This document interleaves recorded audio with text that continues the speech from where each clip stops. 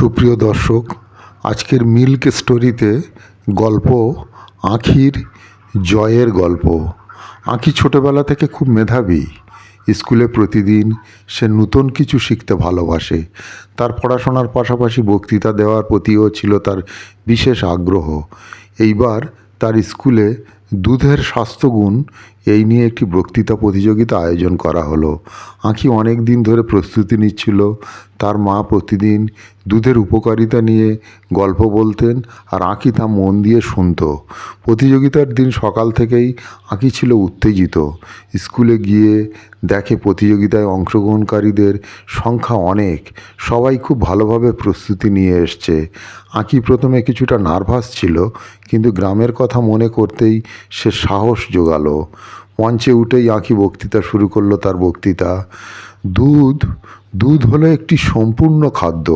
এতে calcium, vitamin D, protein, নানা রকম পুষ্টিকর উপাদান থাকে যা আমাদের হাড় শক্তিশালী করে। ছোট্ট শিশুদের শারীরিক ও মানসিক বিকাশে দুধ অপরিহার্য। এমনকি বড়দেরও প্রতিদিনে দুধ পান করা উচিত, কারণ এতে শরীরের রোগ প্রতিরোধক ক্ষমতা বেড়ে যায়। আঁখির বক্তৃতা এমনভাবে গোছানো ছিল যে সবাই অবাক হয়ে শুনছিল। তার কণ্ঠে ছিল দৃঢ়তা আর কথায় ছিল আত্মবিশ্বাস। বিচারকরাও তার স্পষ্ট বক্তব্য এবং মনোযোগী উপস্থাপন দেখে মুগ্ধ হন। বক্তৃতার শেষে সবাই প্রশংসা করল।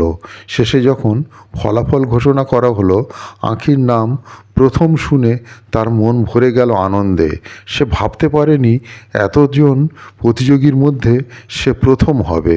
তার মা বাবা ও শিক্ষকরা গর্বিত হয়ে তাকিয়েছিলেন। আঁখি তার এই সাফল্যের পেছনে মা বাবার সহযোগিতার কথা মনে করে তাদের ধন্যবাদ দিল। এভাবেই আঁখি দুধের স্বাস্থ্যগুণ বক্তৃতা প্রতিযোগিতায় প্রথম হয়ে নিজের দক্ষতার প্রমাণ দেখালো। সুপ্রিয় দর্শক, এই ছোট্ট গল্পটি যদি আপনাদের ভালো লেগে থাকে, এই রকম গল্প এই চ্যানেলে পাওয়ার জন্যে চ্যানেলটিকে সাবস্ক্রাইব করে রাখতে পারেন আর ভিডিওটিকে লাইক ও শেয়ার করার অনুরোধ করছি। ভালো থাকুন, সুস্থ থাকুন।